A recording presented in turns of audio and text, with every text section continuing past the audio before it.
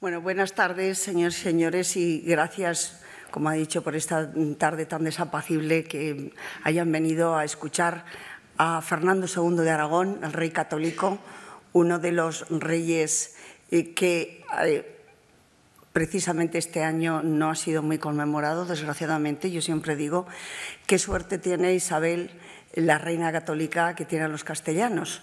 Y, sin embargo, Fernando, aunque estamos los aragoneses, no hemos sido capaces, bueno, pues de hacerles ese gran homenaje que él merece.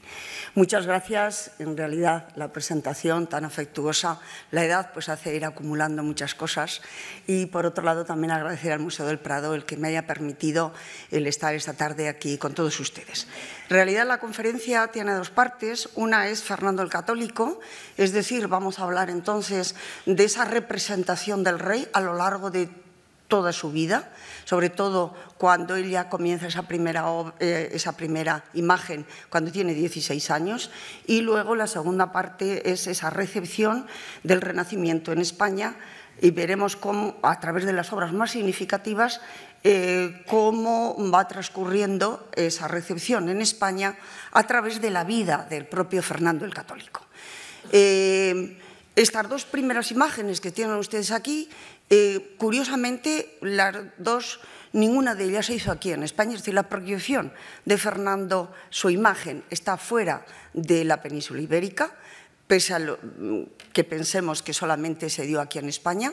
Esta primera es un relieve en mármol, que luego yo les explicaré, es una alegoría de su horóscopo, que se hizo precisamente cuando él tenía 16 años y que es la primera imagen que conocemos o que nos ha llegado y que se hizo en Palermo, en Sicilia, que además la manda a hacer su padre cuando lo nombra rey de Sicilia con 16 años. Y esta otra corresponde a la estancia de Licenio del Borgo en el Vaticano, cuando él tendría en torno a unos 64 años, es decir, casi prácticamente al final de su vida. Por lo tanto, son dos obras, ya digo, del principio y del final, ese tiempo vivido que corresponderían a la primera que conocemos y a la última que conocemos. Bien, pero también, como yo, bueno, únicamente el comentarles que en la parte superior aparece este texto, Fernando el Rey Católico, propagador del Imperio Cristiano, que luego yo les explicaré más. Alguien puede decir, hombre, tan joven no sería con 64 años, pero ya veremos en qué se había basado el pintor para realizar este rostro. Por otro lado, también yo les decía que a la vez que iremos viendo esas representaciones de Fernando, tendremos que ir viendo también la segunda parte de la conferencia, que es esta recepción. Curiosamente, durante la vida de Fernando ocurre que es el final del mundo gótico y el comienzo del Renacimiento. Y dentro de ese Renacimiento, en España también esa recepción se hace por una doble vía, la vía flamenca y la vía italiana. También les tengo que decir que a partir de 1507, que es cuando él regresa de Nápoles, después de la conquista en 1504, Fernando apuesta definitivamente por el modelo italiano. Aquí tenemos dos obras que corresponderían lo mismo, hemos visto antes del principio y el final. La primera obra del Renacimiento italiana que se conoce, que está en la Catedral de Valencia en el año 1472, y la última que corresponde al sepulcro de los Reyes Católicos, que es un detalle, que se encuentra en la Capilla Real de Granada y se contrata en 1513, hecho por un italiano, son dos obras italianas también, y estaba terminado o se colocó en 1517, al año después de la muerte de Fernando. Pero no solamente la identificación del propio Fernando, de los Reyes Católicos, también de la reina Isabel, no solamente a través de la imagen, ellos le dieron mucha importancia a las divisas o emblemas que sustituyen con frecuencia esas imágenes figurativas, algo veremos. Y por otro lado, también en una vida de 64 años es lógico que las imágenes de propio Fernando tengan un significado diferente, porque el contexto también es distinto. Bien, podríamos decir que entonces esas divisas y emblemas, muy brevemente, las más conocidas de Fernando y de Isabel es el yugo, que es la inicial de Isabel, que no era con I latina, sino que era con Y, y el A de flechas, la F, que es la F de Fernando. Esto mismo lo declaran los mismos reyes en 1497. Es decir, ellos mismos explican que el yugo y las flechas era en realidad la inicial de sus nombres. Pero Fernando también utilizó, como veremos, algún otro divisa o emblema. Es muy curioso, en un libro que se escribe en Zaragoza y que las miniaturas también se hacen en Zaragoza, finales del siglo XV. Yo les he seleccionado esta miniatura bellísima. En estos momentos el libro se encuentra en el Museo Chantilly, en Francia. Salió a finales del siglo XIX de Zaragoza, como tantas otras cosas de nuestro patrimonio. Y en los mismos versos lo dice. En el yelmo, es decir, en la cimera, aparecen el hinojo, que es la I de Isabel, y en aragonés es el fenojo, que es la F de Fernando. O sea, por lo tanto, también en este verso también nos lo explica. Pero Fernando el Católico tuvo otra divisa muy importante que la identificamos, no solamente ese yugo, sino también el nudo gordiano. El nudo gordiano, que está relacionado con Alejandro Magno y relacionado con esta leyenda, el tanto monta, que significa tanto da cortarlo como desatarlo. Se cree que posiblemente fuera una invención de Nebrija.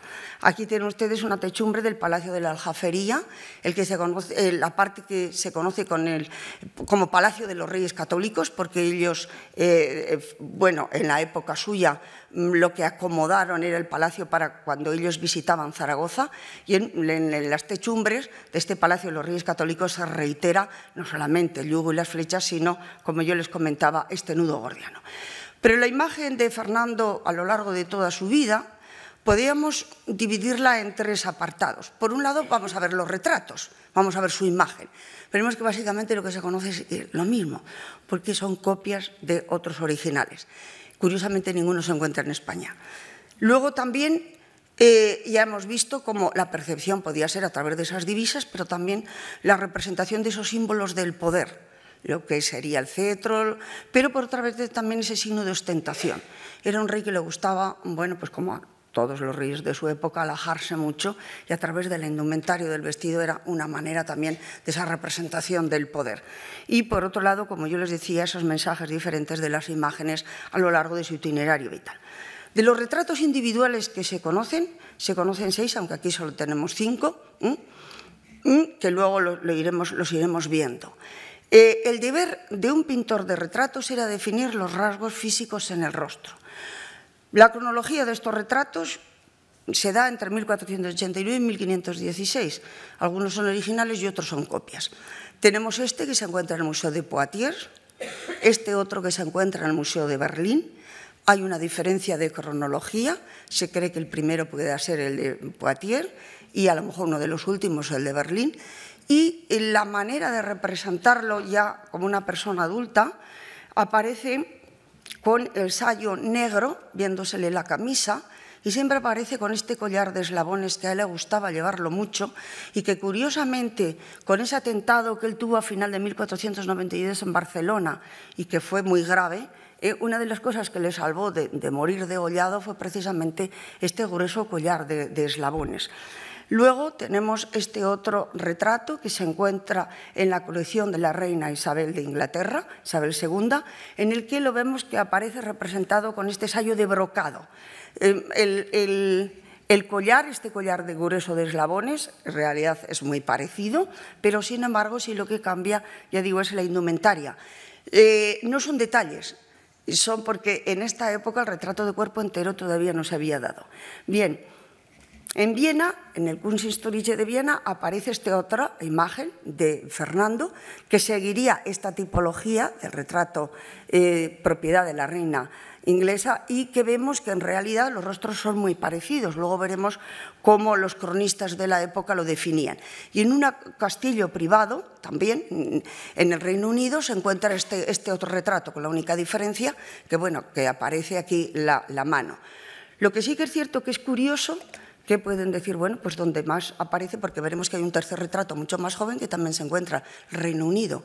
No hay que olvidar que Catalina de Aragón, la hija de los reyes católicos, se casó con Enrique VIII, por segunda vez. Y entonces, posiblemente, aparte de mandar los reyes también, ella se llevaría algunos suyos. Pero, ¿qué es lo que decía el cronista? Para que vean ustedes que son muy parecidos. La boca y los labios un poco crecidos, los cabellos castaños cortados al rostro como mejor la usanza de aquel tiempo. Es decir, era una manera, indudablemente, de identificar a través de estas imágenes y a través también, ya digo, de estos textos. Pero es que la tipología del retrato es la tipología del retrato flamenco que se llevaba en ese momento. Los reyes católicos, como otras cortes europeas, los retratistas mejores no eran los italianos, eran precisamente los flamencos. Y aquí les he traído este retrato que se encuentra aquí en el Palacio Real de Isabel la Católica, en el que es de finales del siglo XV, de Juan de Flandes, que además procede de la Cartuja de Miraflores y que es uno de esos pintores que estuvieron al servicio de los reyes católicos, pero que les pagaban con las rentas de la corona de Castilla.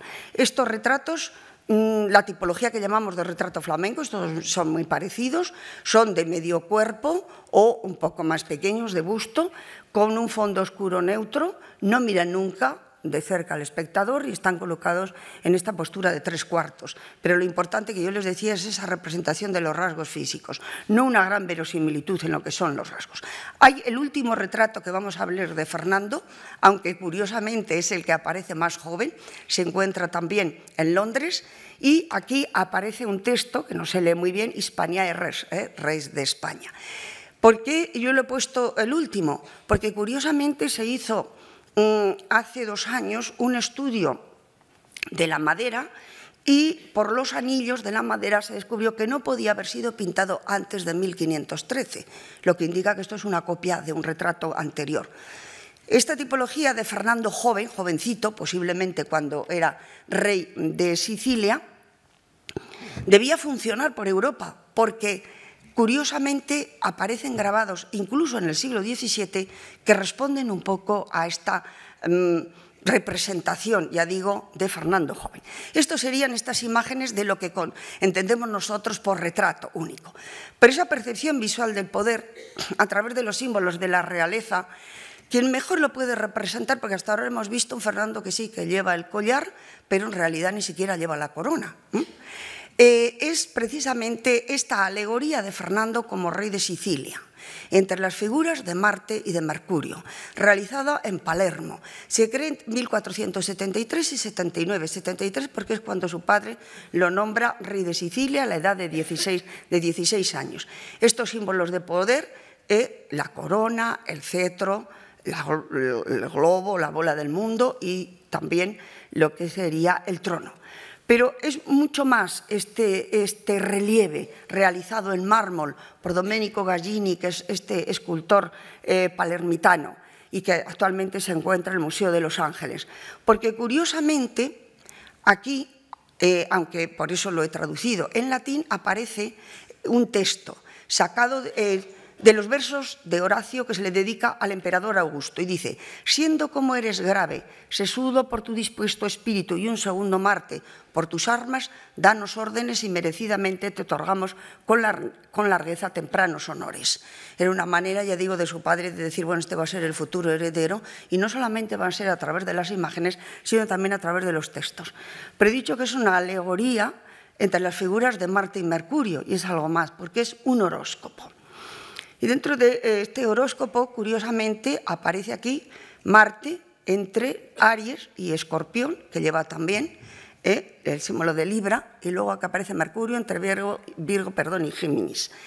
Se podría interpretar como que los planetas decisorios en las fechas de actuaciones claves del reinado de Fernando son Mercurio y Marte. Ya hacía años que desde su nacimiento circulaba que iba a ser el elegido porque cuando él nació pasó un cometa y eso lo interpretaron sobre todo los versos de la época como era precisamente una nueva era, sobre todo en lo que era la corona de Aragón, indudablemente, que era lo que interesaba, lo que él eran sus estados patrimoniales. Entonces no nos tiene que extrañar esta representación de lo que sería la astrología. Él sabemos que le interesaba mucho, porque la astrología en ese momento era una ciencia, no como hoy podemos pensar.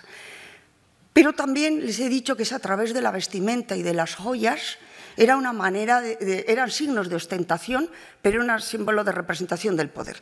Miren, en 1461, cuando él tenía 9 años, el futuro primogénito de Sicilia y de Aragón, ni siquiera había sido rey de Sicilia, hacía su entrada solemne en Barcelona, vestido con un admirable traje de terciopelo negro y luciendo un collar de oro cuajado de brillantes y piedras finas. Era una manera de representar al futuro heredero. Y un poeta castellano, cuando ya él era consorte como rey de Castilla, dice, Pedro Guillén de Segovia, dice que se cubría con manto de púrpura, forrado de armiños, de placer sembrado, con letras de oro, un mote bordado, el cual en escrito así contenía. Porque era muy habitual que precisamente llevaran letras bordadas de oro encima de la indumentaria, como una manera también no solamente a través de la vestimenta, sino que esa representación y ese mensaje se quería dar, lo mismo que hemos visto en ese relieve, se daba también a través de estos textos. Les he traído un detalle, este es un retrato que se hizo ya en la segunda mitad del siglo XVI, no es de la época de Fernando, pero sí que está copiando un retrato anterior en el que vemos este engalanamiento a través de estas joyas, las perlas, y bueno, con la cruz de Jerusalén, porque él era rey de Jerusalén, que curiosamente nuestros reyes también son reyes de Jerusalén, y luego del mismo retrato el detalle de abajo, la parte baja, estas sedas, y cómo también estas piedras estaban curiosamente cosidas precisamente en la parte, ya digo, de la indumentaria. Podía ser terciopelo, podía ser seda, y vean ustedes aquí de nuevo cómo aparece esta divisa y el lema tanto monta. Mucha impresión le causó, llegó en 1489 una embajada inglesa a Medina del Campo, llegó precisamente para concertar el matrimonio de la niña de 3 años, Catalina de Aragón, con el heredero inglés, que luego sí sería, pero años después, y el boato en la corte de los reyes católicos, digo, sorprende tanto a uno del cortejo que escribe ese viaje, y dice, el rey lucía una exuberante ropa de hilo de oro, tejida enteramente de oro y festoneada con una rica orla de preciosa marta cibelina. Pero la reina es la que más le sorprende, cada día dice que había cambiado de joyas. La reina llevaba al cuello un ostentoso collar de oro engastado con rosas y una piedra preciosa en cada una, además de 2 cintas suspendidas con grandes diamantes, balajes, perlas y otras alhajas. En mayor número de 100, no se podría mover, se llevaba lógicamente todo esto, perdonen la expresión, se lo había echado todo encima. Pero aquí en el Museo del Prado tienen, luego hablaremos de ella, esta pintura conocida con el nombre de la Virgen de los Reyes Católicos, de momento un autor anónimo que procede del convento de Santo Tomás de Ávila, y entonces aquí aparecen, son 2 detalles, el rey con este manto, sobresallo de brocado, forrado o bien de armiño o de marta cibelina, que eso es lo que aparece a veces en los inventarios, en la documentación, y aquí el pintor no ha interpretado bien las letras, es decir, no se lee nada, pero sí que llevaría él unas letras, porque hay una grafía, ya digo, no se puede leer, y la reina pues todavía va más, con estas telas con incrustaciones de joyas y este brial también, ya digo, de brocado. Era cómo se representaban en público, que lo hemos visto a través de los textos escritos, pero también a través de las imágenes. Bien, esa propaganda política del rey solo o acompañado con su primera esposa, Isabel de Castilla, se daba en ámbitos muy diversos, ceremonias litúrgicas, recepciones oficiales, fiestas, entradas solemnes, algunas de estas entradas solemnes ya veremos, y sobre todo con Fernando relacionado con la guerra, indudablemente. Y en cada una de estas circunstancias se despliega una iconografía específica, no es lo mismo el rey, esas imágenes religiosas, que la imagen del rey guerrero. Bien, los hitos dentro de la biografía de Fernando fue en 1468, cuando su padre lo nombra rey de Sicilia a la edad de 16 años, ya hemos visto la obra. En 1469, cuando tiene lugar la boda del rey de Sicilia, no era todavía rey de Aragón, su padre no había muerto, Fernando de Aragón con la princesa de Asturias, Isabel de Castilla. Cuando en 1474 es consorte, rey de Castilla y de Aragón ya en 1479, a la muerte de su padre. En 1492, porque es cuando termina la conquista del reino nazarí de Granada, la conquista de la ciudad de Granada. Esto despliega también lo mismo que en los hitos cronológicos anteriores, todo un despliegue de imágenes.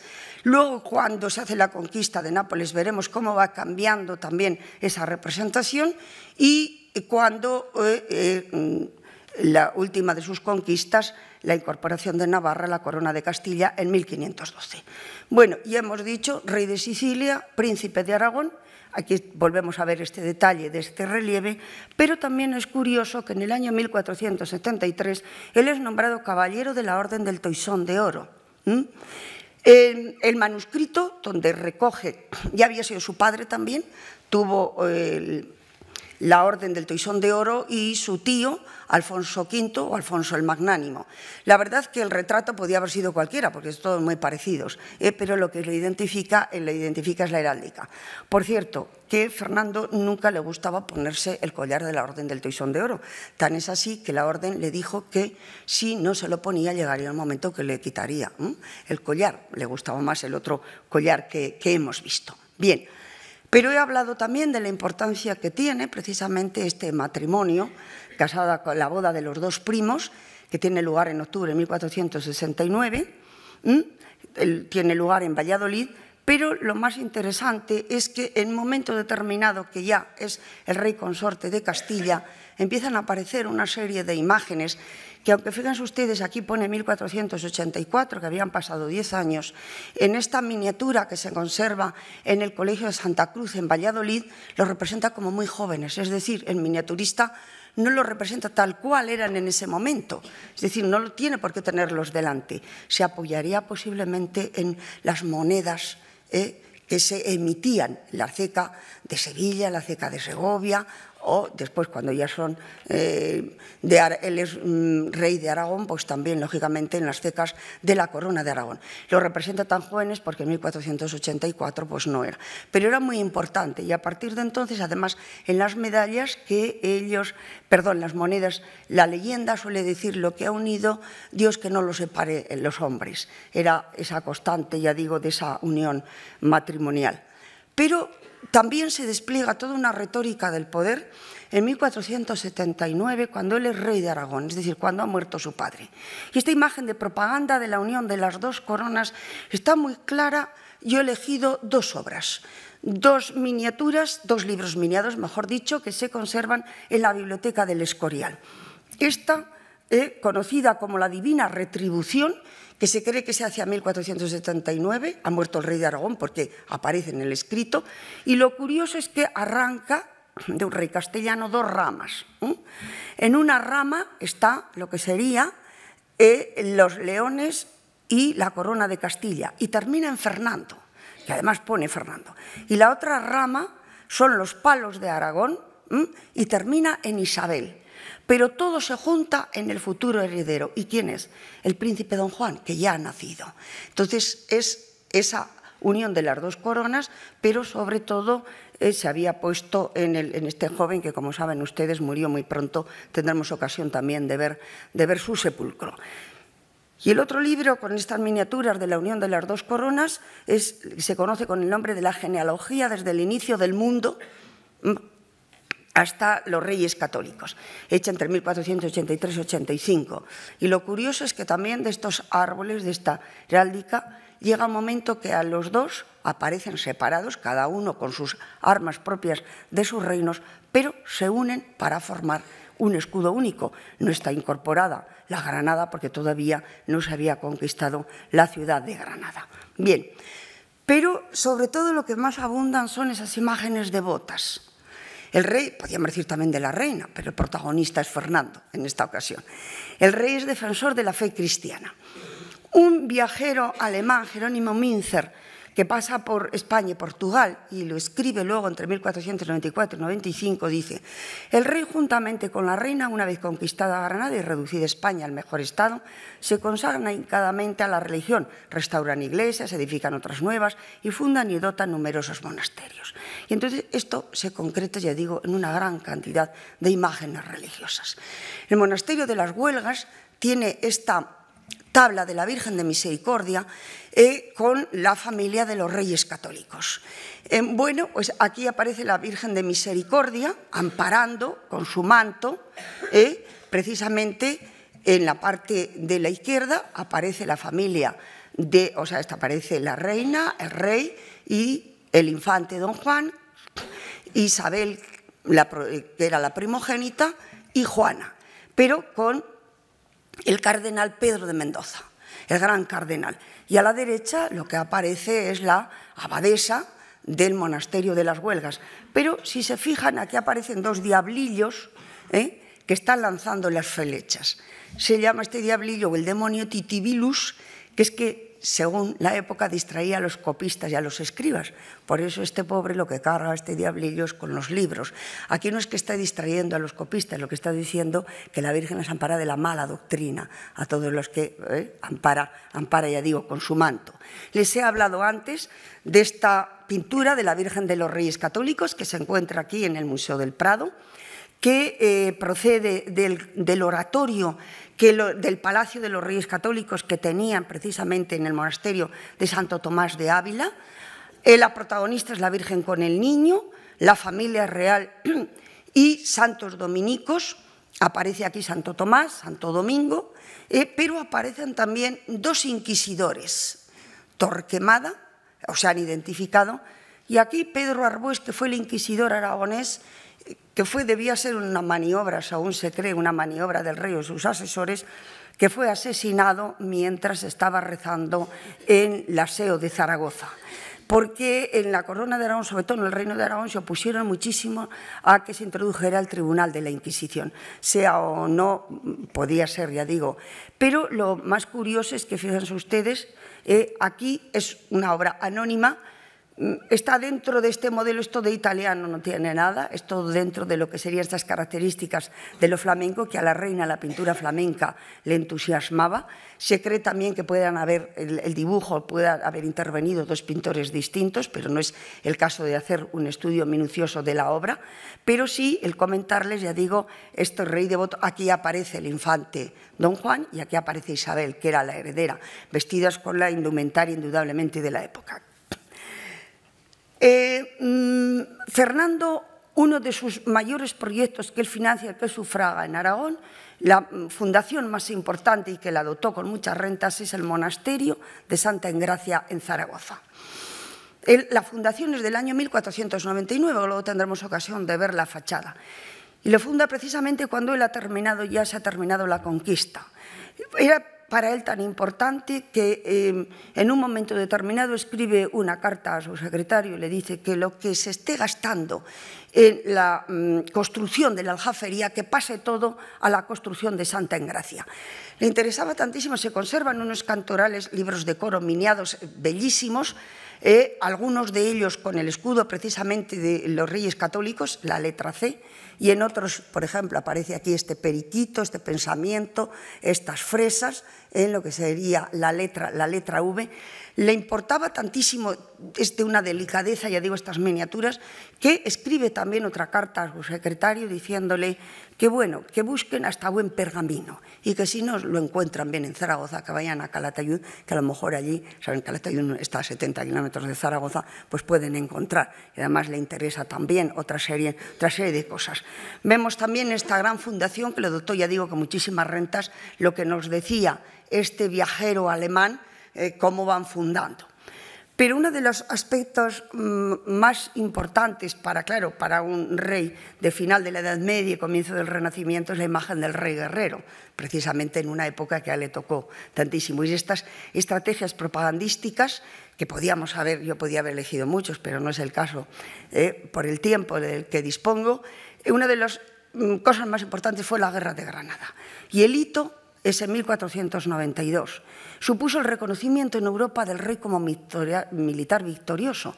Y es que en el año 1492 se hicieron muchas fiestas y representaciones teatrales en París, en Roma, en Florencia, no digo ya en las ciudades más importantes, tanto de la Corona de Castilla como de la Corona de Aragón. Incluso se hicieron también proyectos editoriales, por ejemplo, en Basilea se publica en este año 1494 Fernando, rey de España, en el que, bueno, pues alaba precisamente como rey conquistador. No importa que el rostro no sea el de Fernando, podía haber sido cualquiera, pero sí está claro que a través del texto nos habla, ya digo, de esa importancia como rey guerrero. Pero nada mejor, porque es una crónica de todo lo que es la guerra de Granada. Supongo que lo conocen bien, la sillería baja del coro de la Catedral de Toledo, que comienza en 1489 y finaliza en 1496. Y la conquista termina en 1492. Es la crónica de la guerra de Granada, es esa eficacia persuasiva de una representación. Y volvemos otra vez al viajero de la ilustración, perdón, al viajero alemán, que dice: en cada silla está muy bien esculpido un triunfo de la ciudad o fortaleza de Granada, que casi parece poner ante los ojos la guerra granadina. Es la gloria del rey Fernando. Él no estuvo en toda la campaña, pero es igual, aparece prácticamente en casi todos los paneles, enfundado siempre con los arreos militares. Isabel, la verdad, que aparece muy poquito. Esto es obra de Rodrigo Alemán, estamos a final del gótico, es aquí, aparece en la sillería baja, donde está esa crónica de la conquista del reino nazarí. Se identifican las ciudades, porque aparece Marbella, por ejemplo, aquí. Siempre es todo muy parecido.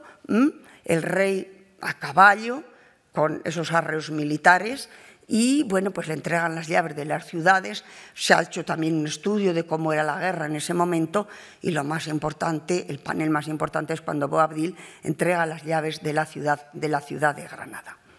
Bien, siempre nos ha sorprendido la poca representación que tiene ese descubrimiento de América a través de imágenes, pero sí en proyectos editoriales. A lo mejor habría más, pero que no hemos conservado. Y es muy curioso que hay dos proyectos editoriales en el que Isabel no aparece, es decir, es como si todo el protagonismo lo llevara Fernando. En este libro, que se publica en Roma en el año 1493, entonces es, bueno, pues la isla que se ha descubierto por el rey de España. Y entonces aquí aparece rey Fernando, este sería Colón, de una manera muy ingenua. Bueno, pues estos serían, pues, lógicamente, los americanos, los indígenas, perdón. Y aquí, ya digo, no aparece Isabel por ninguna parte. Bueno, él aparece con esos símbolos del poder y lo identificamos, ya digo, porque lo que tiene. Pero hemos ido adelantando hasta 1492, vamos a esa segunda parte, y luego recuperaremos otra vez a Fernando. ¿Cuál es la primera obra pionera en esa recepción del Renacimiento italiano? Nos tenemos que ir a Valencia. Mire, el cardenal Rodrigo de Borja, el futuro Alejandro VI, Papa Alejandro VI, llega a Valencia con dos pintores italianos, Paolo de San Leocadio y Francesco Pagano, y llega precisamente para decorar la bóveda de la capilla mayor de la catedral. Como saben ustedes, estuvo en el 17, se ocultó con una bóveda barroca, se descubrió en el 2004 y nos quedó esta obra espléndida. En el contrato se dice: en cada uno de los plementos de la bóveda deberían ponerse un ángel con alas de oro y de bellos colores. Son ángeles músicos, porque la catedral está dedicada a la Virgen. Es esa música que le hacen en honor a la Virgen. Dice: se emplearía azul de Alemania en las primeras capas, y de acre, que es el lapislázuli, que era carísimo, en la última mano. Pues claro, si hubieran las rentas de la Catedral de Valencia no tenía para que fuera todo lapislázuli. Pero si nos fijamos, encontramos, ya digo, esto es pionero, estamos hablando de 1472, que es cuando se hace el contrato, de estos ángeles que despliegan, claro, como tenían que verse desde abajo, con estas alas doradas, que lo dice el contrato, este fondo azul, estas estrellas, y tocando, aquí en este caso un organeto, estos instrumentos musicales. Pues bien, este año, esta sería esta primera obra de la recepción de este Renacimiento en el Reino de Valencia. ¿Cómo se hace la recepción del Renacimiento en Castilla? Avanzamos un poquito en la cronología. Y uno de los primeros, pero que no es completamente sus modelos italianos sería el gran Pedro Berruguete, el castellano Pedro Berruguete, el palentino de Paredes de Nava. Aquí en el Museo también del Prado tienen varias obras que proceden de ese convento de Santo Tomás de Ávila, pero yo les voy a traer de un retablo, ya digo, de Paredes de Nava. Aquí tenemos la representación del rey David, que es el rey músico, por eso aparece aquí la flauta.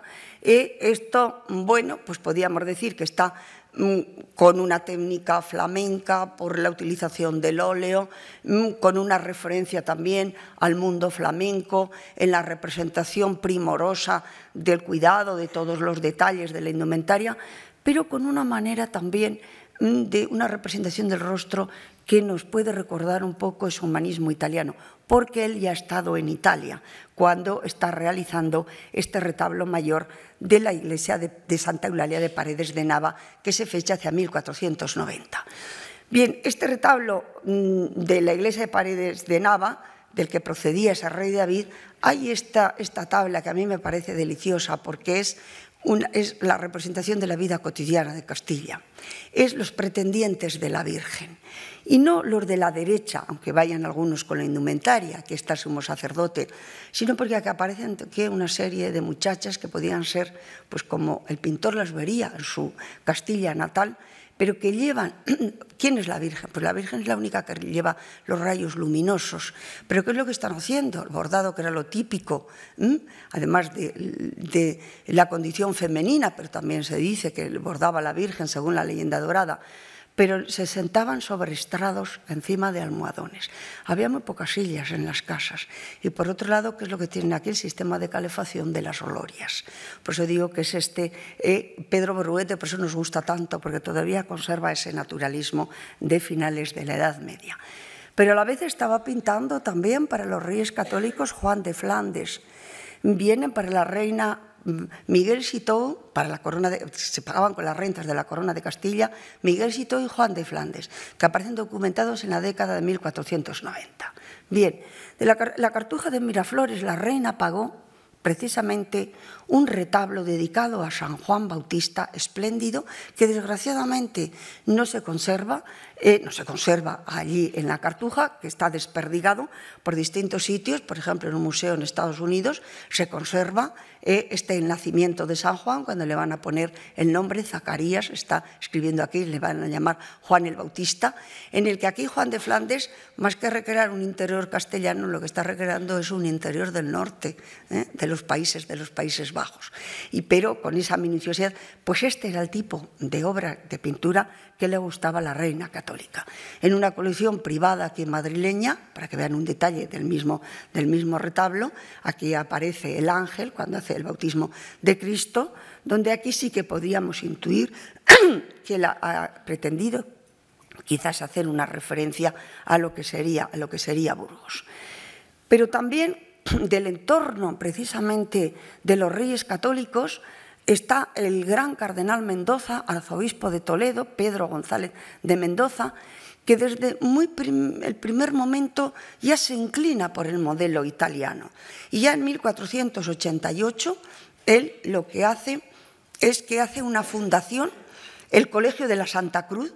Yo les he dicho dónde se encontraba esa miniatura, actualmente es el rectorado de la Universidad de Valladolid, y él hacía ya antes de 1488, había hecho la fundación del Colegio de la Santa Cruz, él aparece aquí con Santa Elena, pero en un momento determinado él cambia y lo que hace es una portada al modo de lo italiano, no al modo gótico que era lo habitual. Él no había estado nunca en Italia, pero sí habían estado, bueno, su sobrino, su hijo, posiblemente serían ellos los que le dirían que hiciese ese cambio para diferenciarse posiblemente del resto de la nobleza castellana, pero donde haya una apuesta muy decidida por todo lo que sería el modelo italiano es en su sepulcro. Bien, es cierto que cuando se está haciendo, él ya ha muerto. Este sepulcro, que se encuentra en el presbiterio de la Catedral de Toledo, se dice que es el primer sepulcro a la italiana que se hace en España. El contrato parece ser de 1502, hoy se cree que ha podido, en lo que es el proyecto, la traza, el diseño, el dibujo, como le queramos llamar, un italiano, Andrea Sansovino, que pasó también primero por Portugal y luego por Castilla. Pero retomamos otra vez la figura de Fernando, y un cambio que se produce en esos proyectos que él va a hacer es cuando viaja a Nápoles. Y viaja a Nápoles, ustedes saben, por todo ese problema, ese enfrentamiento que él tiene con su yerno, Felipe el Hermoso, aunque Felipe el Hermoso muere cuando él ya no quiere volver y dice, bueno, pues cuando ya volveré, cuando a mí me parezca, es decir, cuando sus asesores le deben decir, este es el momento.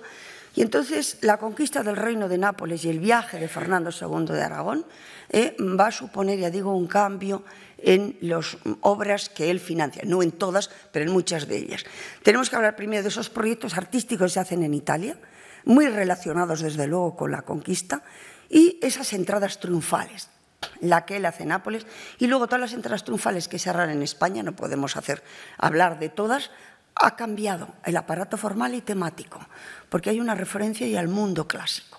Al mundo clásico, quizás lo que les sirvieran de referencia sería todo ese aparato efímero que le hacen cuando él entra a Nápoles. Él entra en Nápoles el 1 de noviembre de 1506, desembarca en un largo puente de madera hecho con arcos a la antigua, clásicos, terminaba en un arco triunfal. En la parte superior había 5 ninfas con el estandarte real, es decir, sería posiblemente la heráldica, y con una rama de olivo. ¿Por qué? Porque querían que se viera en el Reino de Nápoles como el pacificador. Pero además, el cronista sigue, dice, Su Alteza cabalgó en un caballo blanco y llevaba una ropa rozagante, es decir, hasta los pies, de carmesí, de pelo muy rica, y un collar riquísimo, y un bonete de terciopelo negro con un rubí y una perla de las mayores que nunca se vieron. Sería muy parecido a este detalle que yo les muestro aquí. Pero la conquista del Reino de Nápoles es un hito en el despliegue de la retórica, del poder, en los textos, los discursos políticos, en las ceremonias y en la propia iconografía. Bien, pero también en esas obras que se hacen precisamente en Italia. Cuando él está en Nápoles, uno de sus capellanes reales, un napolitano, encarga un misal breviario. Y en este misal breviario, que es una obra suntuosísima, donde aparece el oro y unos colores extraordinarios, aquí aparece la figura de Fernando y aquí está la Sibila Tiburtina, que es la Sibila que anunció en época de Augusto el nacimiento de Cristo. Y en la otra hoja aparece precisamente la representación del nacimiento de Cristo. Es decir, veían a Fernando como el nuevo Augusto pacificador que había llegado a Nápoles. Y lo curioso, además, él, aparte de llevar esta tela de oro, cambia incluso también las joyas. La joya, por ejemplo, en este cabujón, que él tenía más parecido al tipo de joya italiana que a las joyas que él hasta entonces llevaba. Y otro de estos proyectos vinculados precisamente a la conquista de Nápoles, que se hace también, aunque lo escribe un valenciano, pero es el ámbito italiano, es este conocido con el nombre de Viridarium Virtutum, escrito por Juan López de Ayora, hacia 1504, posiblemente, aunque lo terminara en el 9, y que en la dedicatoria que le hace a Fernando alaba las gestas del rey, la toma de Granada, el descubrimiento de América, y dice que la gloria de Fernando oscurece a la de otros reyes. Y aquí nos aparece Fernando de una manera muy estereotipada, claro, porque aparece con los símbolos del poder muy distinto al que hemos visto, muy de jovencito, pero curiosamente aquí 2 coronas. Sería la corona suya propia de Aragón y la otra sería la del Reino de Nápoles. Abandona Nápoles se encuentra, desembarca en Saona en 1507 para encontrarse con Luis XII de Francia. Y dice el cronista, se construyó expresamente un puente o muelle de madera para el desembarco. Dice, hasta las velas tenían pinturas de colores y armas de Aragón. Estos son los que se llaman los palos de Aragón. Aquí está su segunda esposa, Germana de Foix, porque Isabel ya había muerto. Este es Fernando y este es Luis XII de Francia. Desembarcan, cuando llegan ya a la península ibérica, desembarcan en Valencia. Y en Valencia se desarrolla todo ese aparato parecido al que le habían hecho en Nápoles. Arcos triunfales, ese puente de madera, los estandartes, espléndidas fiestas en honor de los reyes que se desplazaban por la ciudad a caballo. Cuando él desembarca en Valencia, vamos a ver que se estaban haciendo otro gran proyecto italiano, aquí hecho por dos pintores manchegos, Fernando Yáñez de la Almedina y Fernando de Llanos, que pintan, en 1507 les habían encargado las puertas del retablo mayor de la Catedral de Valencia. En una de ellas aparece la adoración de los Reyes Magos. Lo importante es que estos pintores en 1507 introducen fuera de Italia, por primera vez en Europa, digo fuera de Italia, los modelos de Leonardo da Vinci. Es de nuevo la más italianizada Valencia, pero para Valencia era mucho más fácil llegar a Italia, por ejemplo, desplazarse, no digo a Madrid, ir hasta Zaragoza, que lo tenían más cercano. Muy importante para Fernando era precisamente esa recepción que le tenían que hacer, no sus estados de la corona de Aragón, sino la corona de Castilla. Y entonces hay dos entradas, una en Valladolid en 1509 y la otra en 1513, y en esta de 1509 hay un complicado contexto por el enfrentamiento que él tiene con la alta nobleza, un ambicioso programa iconográfico representado por 4 triunfos, la fortuna, las virtudes, la fama, el tiempo, y a los pies de la fama, héroes de la antigüedad clásica, reyes bíblicos de Castilla, no podía faltar, el Cid, el conde Fernán González. Pero lo más curioso es que en el texto, en el mote, decía, vos el tronco de la fama, vos, él, Fernando, y todos estos la rama, como diciendo, bueno, pues lo más importante son. Sabemos que en esta también que se hicieron, pues muchas danza, música, toros, que estaban engalanados con las armas y las iniciales reales, pero también se hicieron torneos y justas. Sabemos que cuando entraban por el campo grande, el gran arco que había, las damas daban un pañuelo para que luego en esas justas o en ese torneo, que además se celebró por voluntad del rey, bueno, pues no eran sangrientos como ahora pensamos. Y lo curioso es que un compositor de la Corona de Aragón, Mateo Flecha, escribe un tratado de música que lo titula La Justa, y vamos a escuchar brevemente con estas imágenes cómo podría ser esa música, porque era también cantada. Dura mucho más, pero yo es brevemente. Bueno, seguimos entonces y ya hay una mayor recepción entonces de ese modelo del Renacimiento italiano. Y volvemos otra vez a la familia de los Mendoza, del entorno también, en este caso, de Fernando, que es el sepulcro del arzobispo de Sevilla, también cardenal Hurtado de Mendoza, sobrino del gran cardenal. En la Catedral de Sevilla se conserva este espléndido sepulcro realizado en mármol de Carrara, además, por Domenico Fancelli. Y esto es muy importante porque Domenico Fancelli va a ser entonces el escultor que elegirá Fernando para el sepulcro de su hijo, del príncipe Don Juan, y para el sepulcro también de los reyes católicos. Estos son proyectos italianos porque se hacen en Italia por un artista italiano y con un material que es el mármol de Carrara, de las canteras de Carrara. Y cuando se hace allí se trae aquí en piezas y se monta. Pero también es curioso que otro cardenal, el cardenal Cisneros, que también en Castilla pues, financia importantes proyectos, y uno de ellos es precisamente en la catedral de Toledo. En lo que es la antesala de la sala capitular, en la propia sala capitular, en 1509 le encarga a Juan de Borgoña, que es un pintor, el nombre ya nos lo dice, que es francés, pero ha pasado por Italia, Y es un pintor que concilia lo italiano también con lo flamenco de su formación. Son obras verdaderamente espléndidas porque tienen, ya digo, estamos en el año 1509 y Castilla también se va incorporando a esos modelos del Renacimiento italiano. ¿Y qué proyectos son los financiados directamente por Fernando de Aragón o Fernando el Católico? Tenemos aquí, que luego veremos, el sepulcro del infante Don Juan, la fachada o la portada del Santa Engracia en Zaragoza y un detalle de este monumental Santiago Apóstol, que es el retablo mayor del Pilar de Zaragoza. Esto en mármol de Carrara y estos dos hechos en alabastro de las canteras de Aragón. El sepulcro del príncipe Don Juan, que él había muerto en 1497, se lo va a encargar en 1511 a Domenico Fancelli. Y es un sepulcro, desde luego, hecho en Italia, con mármol también de las canteras de Carrara, donde aparece el infante yacente. Luego veremos una vista desde arriba y, curiosamente, siguiendo desde luego todo lo que es la traza italiana, no tiene para nada ningún elemento, desde luego, que recuerde ni a lo flamenco ni a lo gótico, con estos grifos que es como guardianes del sepulcro.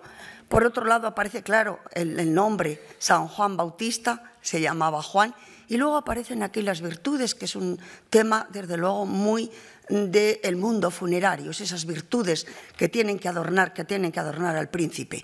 Bueno, el príncipe Don Juan, como no podía ser menos, lleva espada, aunque él murió muy joven, y aquí están las manoplas.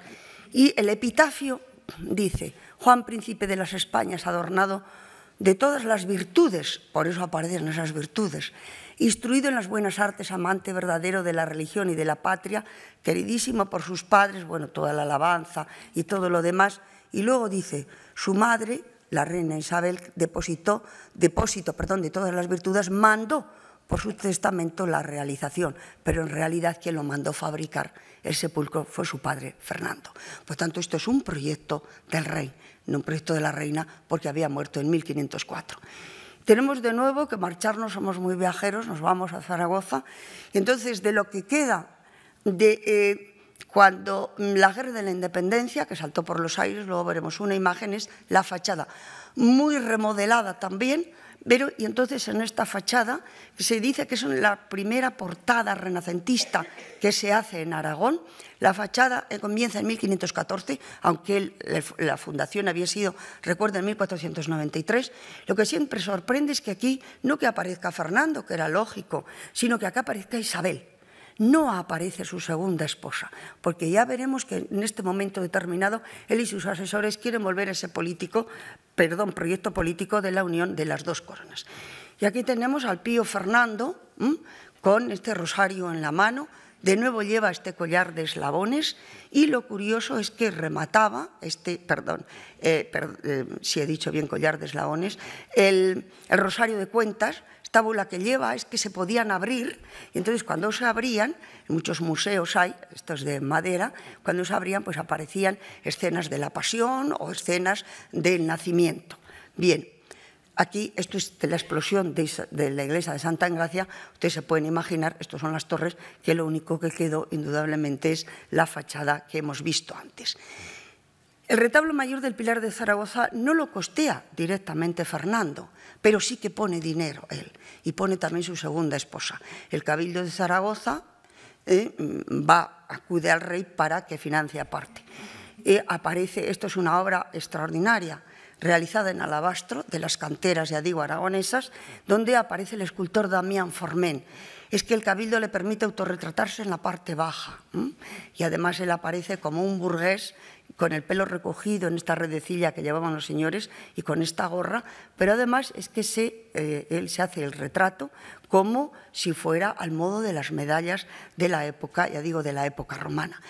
Si tienen ocasión de ir a Zaragoza, llévense prismáticos, porque precisamente aquí, que está la Anunciación, aquí hay un cestillo, y en este cestillo lo que se ve precisamente es este primor, este cuidado, este detalle. Estamos hablando de esto no es pintura, que esto es precisamente alabastro. El alabastro es más dúctil de trabajar que el mármol. Tiene unos detalles, ya digo, verdaderamente extraordinarios. Bien, estas mismas entradas triunfales y sobre todo, ya una de las últimas que conocemos bien, es la que hace en Valladolid en 1513. Sobre todo es muy importante, como dice el que hace el folleto de la entrada, dice: veniendo el rey nuestro señor de conquistar y ganar Navarra y echar de él a todo el poder de Francia, merecía recibirlo con triunfo. Y se hicieron 2 arcos triunfales, uno la Victoria y otro la Iglesia, también rodeado de emperadores y reyes. Y entonces estaba este mote, es decir, esta inscripción: bienaventurada España, que tienes por tu señor al rey mayor y mejor. Es decir, era esa retórica. El mensaje propagandístico, ya lo hemos visto, de estas entradas vallisoletanas estaba claro en estos aparatos efímeros, que no nos ha quedado nada, ni siquiera hicieron imágenes, o si se hicieron se han perdido, solamente lo conocemos, ya digo, por estas descripciones. Pero también, no solamente se hace a través de las entradas reales, sino también a través de la numismática, pero de la numismática de los medallones, no de lo que sería las monedas, porque siguen emitiendo monedas de las distintas cecas. En el Museo del Prado y en otros museos, por ejemplo, el arqueológico también, tiene este medallón, que se duda además de la cronología, en fin, no vamos a entrar en estos detalles, pero hace unos años, por eso se los pongo en blanco y negro, porque no hay manera de encontrar ni de saber dónde puede estar. Hace tantos años, en 1920, fíjense ustedes, estamos en el 2016, apareció precisamente en el mercado esta otra parte del medallón, no tiene 2 caras, es una única cara, donde aparece la figura de Fernando sentado con una espada, 3 coronas, y donde aparece con una mano, lleva una iglesia como defensor, en otra parte aparece la sinagoga y en la otra pues aparece, pues, desde luego, la lucha contra el poder musulmán. En el inventario de su nuera, la reina Margarita de Austria, aparece una medalla de estaño. En un lado está el rey de Aragón y en el otro lado un rey que tiene una espada y dentro 3 coronas. Por lo tanto, y estamos hablando, posiblemente si lo fechamos en 1514, porque la última cifra no se sabe muy bien si es el 4 o es un 5, tendría entre 62 o 63 años, ya digo, dependiendo. Y era una manera también de que estamos en los años, ya digo, en los años finales de Fernando. Pero es curioso que yo, como les comentaba al principio de esta charla, que la proyección que tiene Fernando en Europa, hemos visto cosas que salían del ámbito, por un lado de su padre, por el otro lado del Papa. Pero esta proyección será también en los últimos años. En los proyectos de su consuegro, el emperador Maximiliano de Austria, sobre todo en 3 grandes proyectos, nosotros podemos ver solamente uno. Y luego ese héroe a la antigua en la estancia del incendio del Borgo, pintado por Rafael y sus discípulos, 1514, aunque se termine en el 17, posiblemente cuando muere Fernando ya estaba terminado. En estos proyectos del emperador Maximiliano de Austria, que todavía